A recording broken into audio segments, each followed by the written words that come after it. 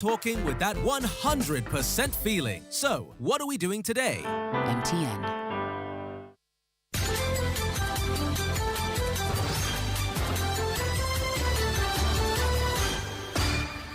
Live on Joy 99.7 FM, this is the Midday News.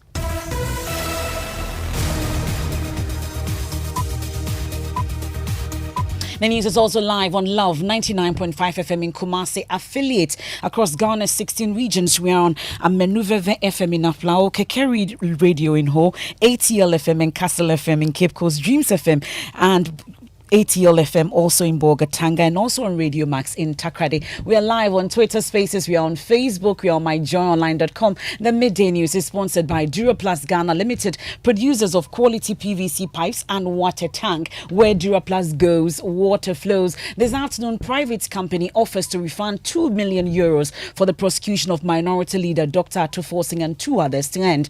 We have details plus tell you why the Attorney General has rejected the offer and hear the views of a lawyer. Also, President Akufo-Addo takes on global rating agencies, describing their work as reckless and unfriendly. Leader of a country which recently had to deal with one of the most difficult periods in its post-independent history. Difficulties which were exacerbated by the reckless behavior of rating agencies that engaged in pro-cyclical downgrades.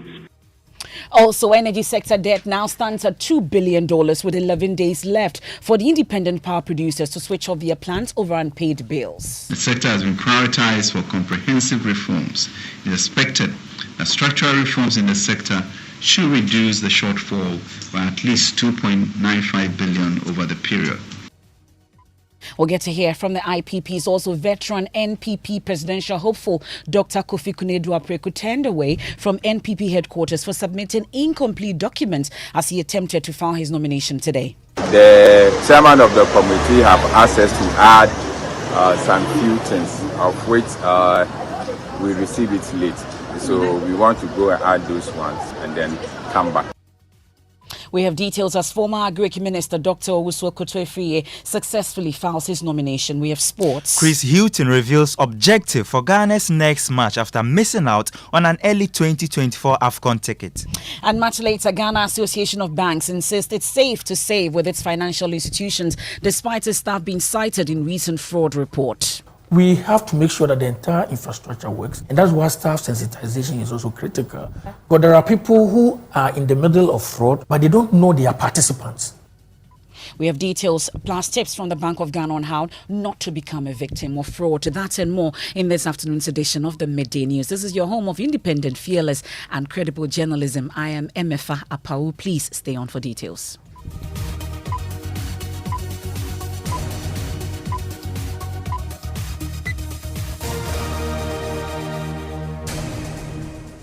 In our very first story for this afternoon, private company Big C Trading LLC has written to the Attorney General communicating its decision to refund 2 million euros to the state. Well, this will effectively result in an end to the prosecution of minority leader Dr. Atuforsing, former director of the Ministry of Health Sylvester Anemana, and businessman Richard Jakpa. The three are standing trial for their roles in the purchase of ambulances for the state. The Attorney General contends the state has lost more than 2 million euros due to the purchase of the ambulances, which turned out to be defective. Legal Affairs correspondent Joseph Akable joins me in studio with more details from the story. What reasons really, Joseph, are offered by the company for this move? Well, Big C is the company government purchased the ambulances from. One of the accused persons, Richard Jakpa, is said to have acted as a local representative of the company throughout the transaction. Now, the company explains that the ongoing trial presents significant risk to its reputation, and hence the offer. It adds that it wants to preserve its relationship with Ghana in order to advance its business interest. Well, so do we know the specific nature of the terms? Yes, payment of 2 million euros, 500,000 will be paid upfront. The remaining 1.5 million euros will be paid within a 6-month period. The government of Ghana would then release the 30 ambulances to the company and discontinue the case against all three accused persons. Thank you very much, Joseph. Let's explore this subject and bringing a legal practitioner, Bobby Bansing. He joins us on the line with more on this. We're grateful for your time here on the Midday News. So give us some clarity. From the face of it, this offer appears a bit unusual because unlike previous ones where the person will be convicted, the AG is simply being asked to discontinue the case. Is this really normal?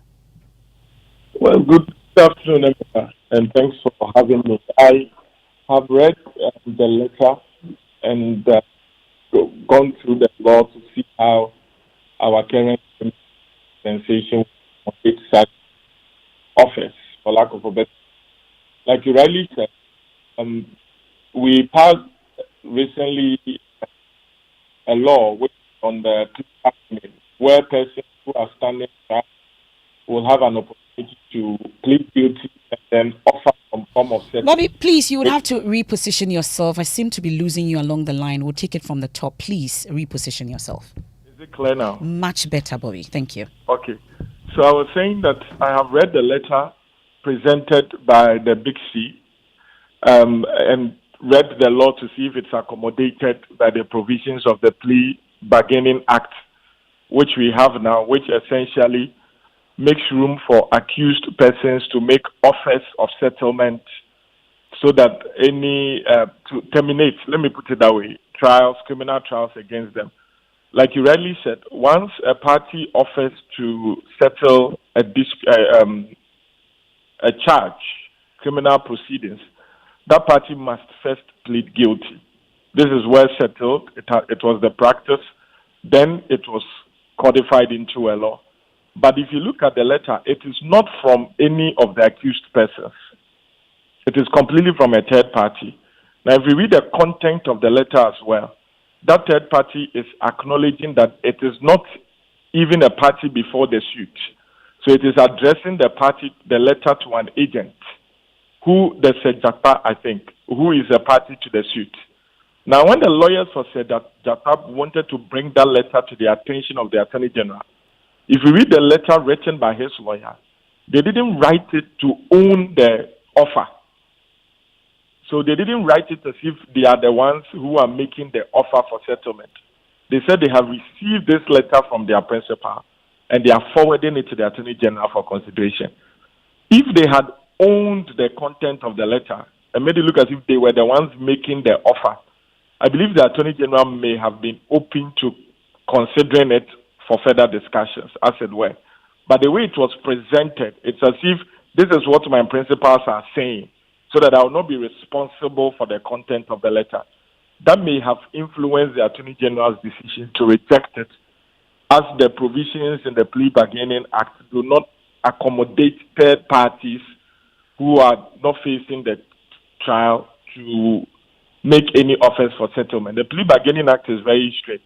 It says that the settlement can be initiated by either the accused persons or the Attorney General's office. Okay, Joseph will give us details of the Attorney General's rejection, but what role really will the court play in all this then? Well, the Plea Bargaining Act says that the court may refuse any such agreement between the parties. Like we witnessed in the case involving the trial of the collapsed bank, Atuesian's case. When the first agreement was presented before the court rejected it and asked the parties to go and bring a better agreement. And so the court actually has the jurisdiction to reject any plea bargaining agreement between the accused person and the Attorney General.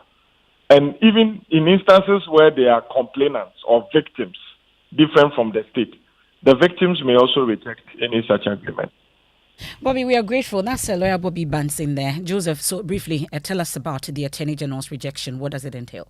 And so the AG makes the point about the fact that Big C is not a party in this particular case. And so that was the reason for the communication that is unable to accept the request.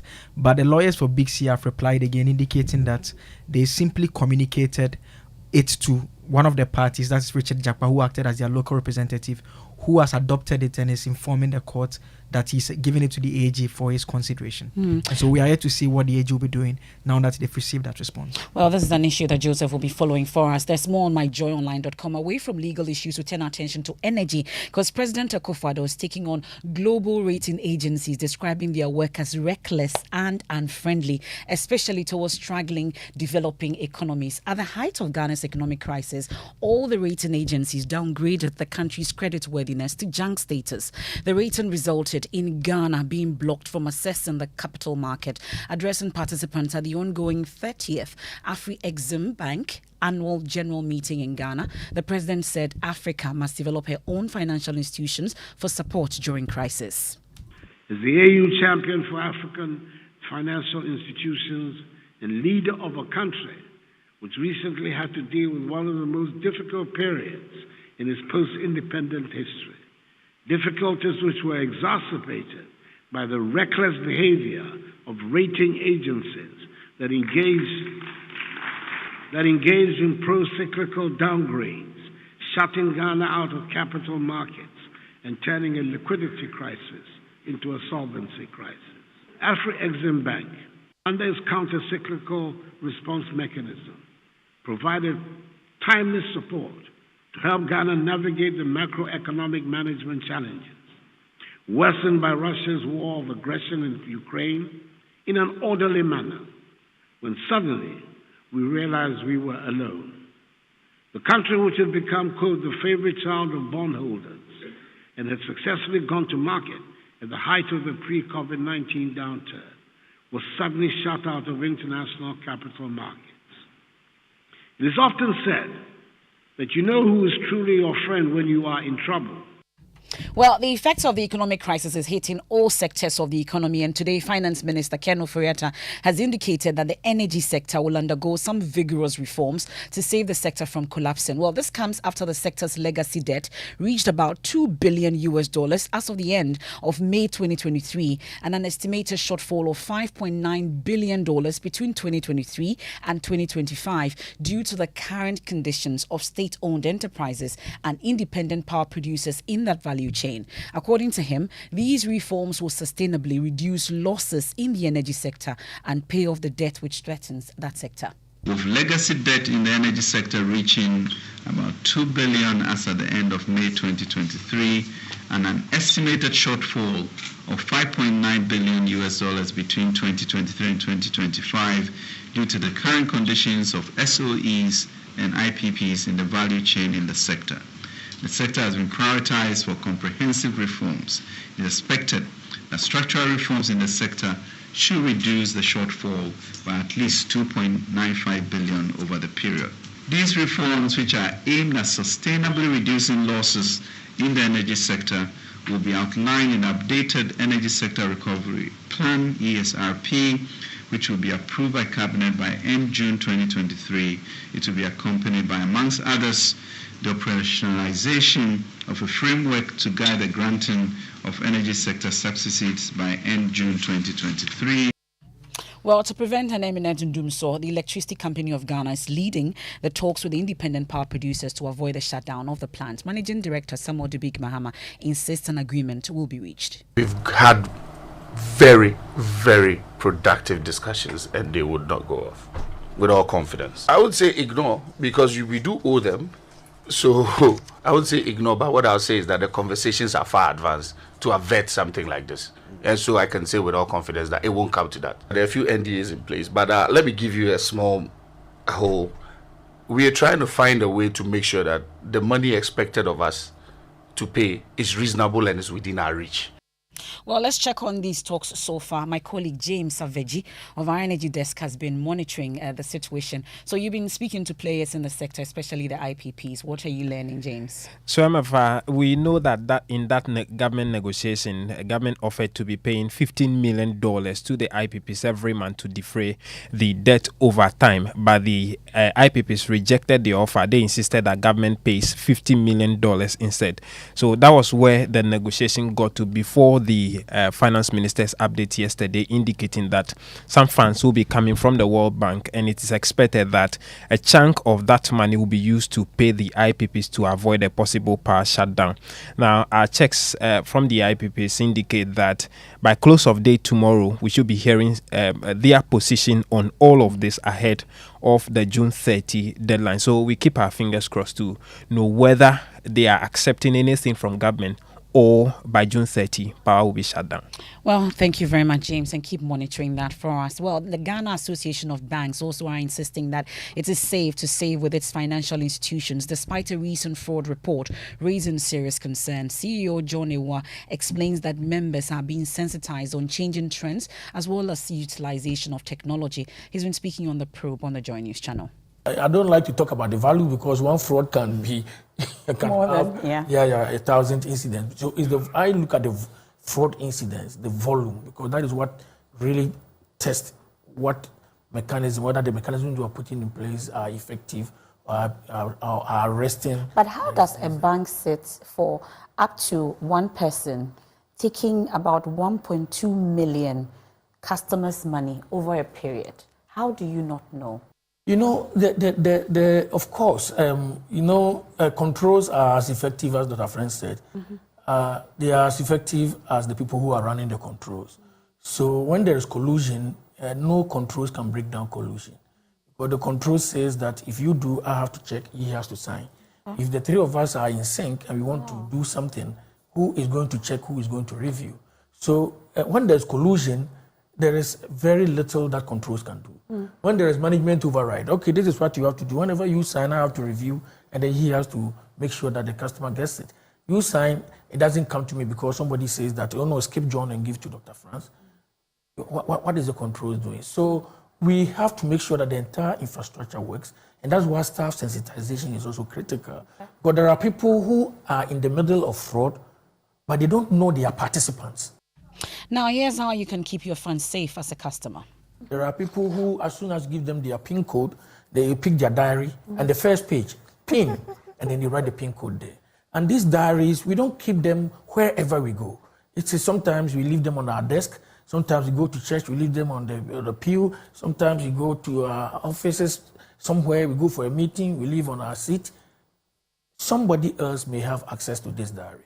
They open and they see a pin of this. The next thing the person is targeting is, how do I get access to your debit or credit card? And your wallet, sometimes you go and hang your thing somewhere and your wallet is not safe. Sometimes you leave it in our car, we go to the washing bay, the wallet is in there. Fraudsters have time. Well, the Bank of Ghana, meanwhile, says it will continue to implement measures to protect the financial sector. Dr. Joseph Franz is head of Financial Stability Department of the BOG. We are safe, very safe. If you look at what measures we are putting, we are really safe. Okay. We want to protect the customer, the resilience of the customer, if you like, risks that are associated with this. But more importantly, to improve the efficacy of the stability of the financial system.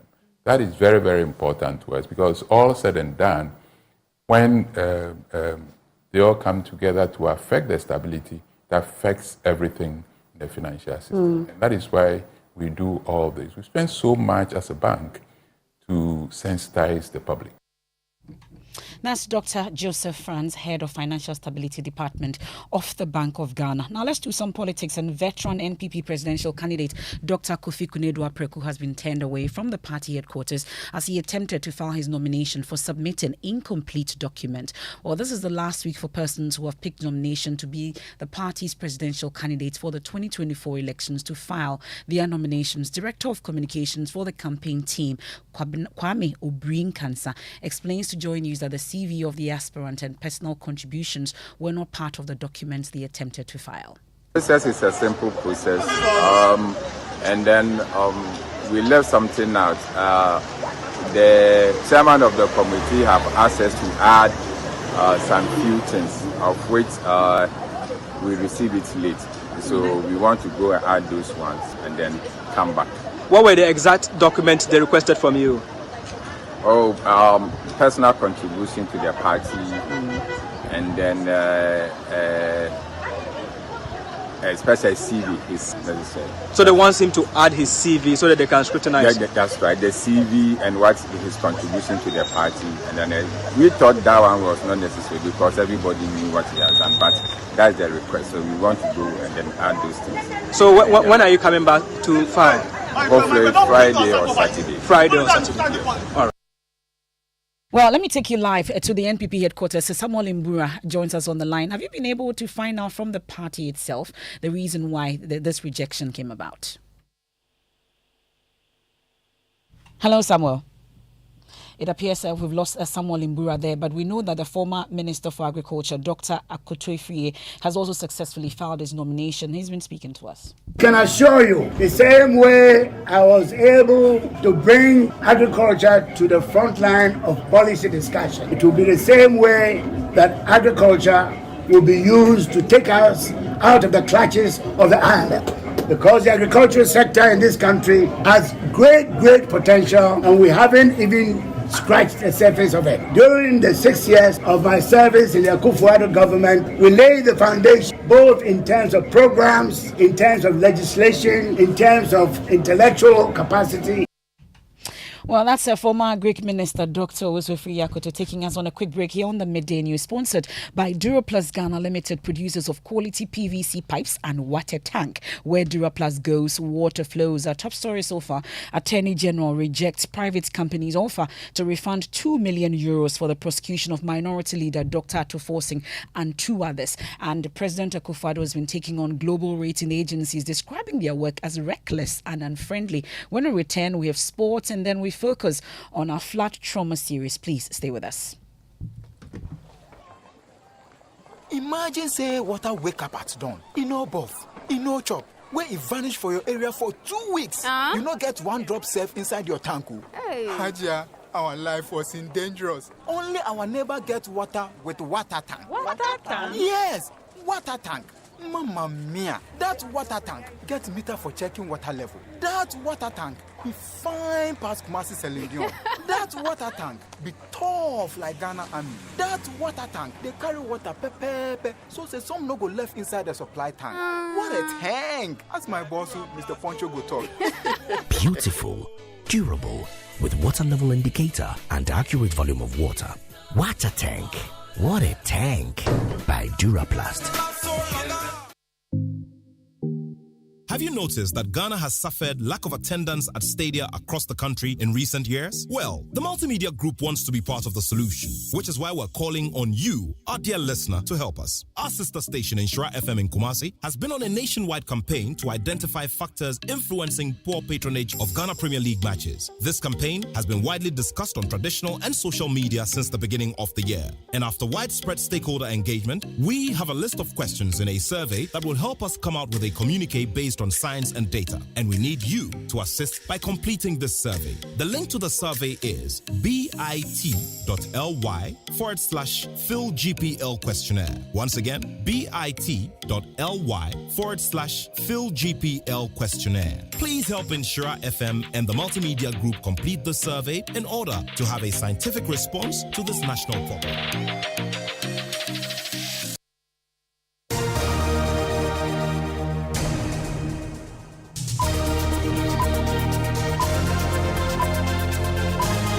Many thanks for staying with us. Let's do sports. Mubarak is here. Thank you very much, Emefa. Now, the Black Stars will have to wait until the final round of matches to book their place at the 2024 Africa Cup of Nations in Ivory Coast. This follows the disappointing goalless draw against Madagascar. But a win for Ghana in their next encounter against Central African Republic is enough to top Group E and ultimately qualify for the tournament. Head coach Chris Hutton knows the task ahead. Our strategy for the next match is to win.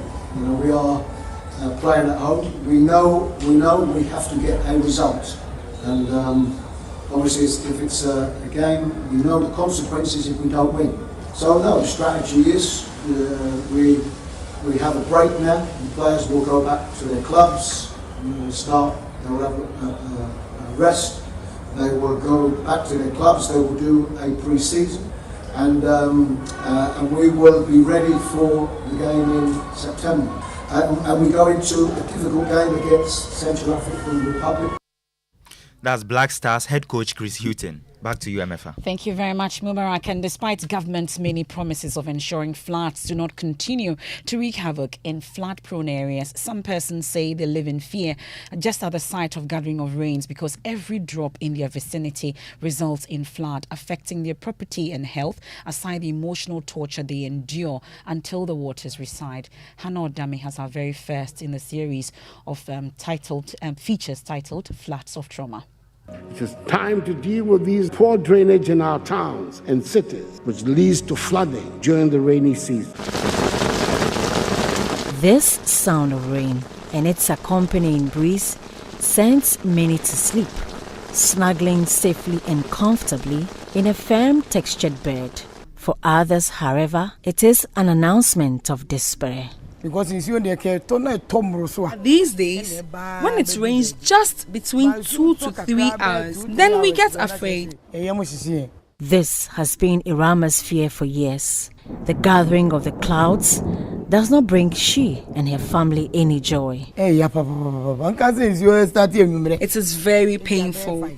When it begins to rain around 5 p.m., and continues till around 8 p.m., we get scared, even to put our heads on our beds, and yet we are helpless. An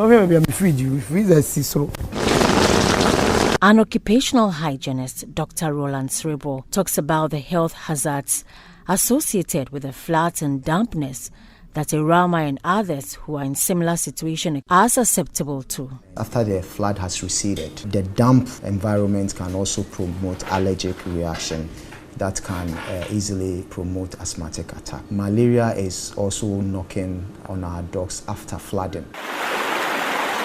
But Irama, who was born in this house, cannot move out. Her source of livelihood was mainly from renting these 14 separate room apartments to tenants. That is no longer an option because her income has greatly dwindled, with no one accepting to rent a house which gets flooded every time it rains. Look behind me. I have lots of empty rooms which I could have rented, so I would earn some income, but I cannot do so because the rainwaters come in and destroy all the property of tenants. Imagine how much I would have been earning from these empty rooms if I was renting them out. It is really depressing. From the Kwame Nkrumah Circle, I am Hannah Odami for Joy News. That's our floods of trauma. Now, Chairman of the Board of the Small Arms Commission, Reverend Professor Paul Frimpong Manso, wants President Akufo-Addo to fire institutional heads watching illegal mining thrive. The man of God, who currently is seeking environmental conservation under the Frimpong Manso Institute, is unhappy about the ravaging depletion of land caused by illegal mining. In an exclusive interview with my colleague Benjamin Nakakbo on the Joy News channel, the man of God says the president must punish offenders to deter others. I am saying much should have been done. In America, they have what they call hire and fire. We don't have that in Ghana. I've hired you to be a minister of environment, blah, blah, blah, and this thing is not happening. I fire you. I've hired you to be land minerals commission or whatever. You live in Accra, and this is happening. I fire you. Then it goes from, I've hired you as a DC. You live in that community, and this is happening. The legal system, the police and all the system. So in Ghana, I will not only say the president. Of course, he should have done more. As for that one, he should do more. I know he's doing more, but I'm expecting that people should be punished for their actions to deter others from doing. Like this Akontama and all those things. I don't know much about that, but if these things were happening, what has been the action taken? Well, now let's talk about the National Science and Maths Quiz.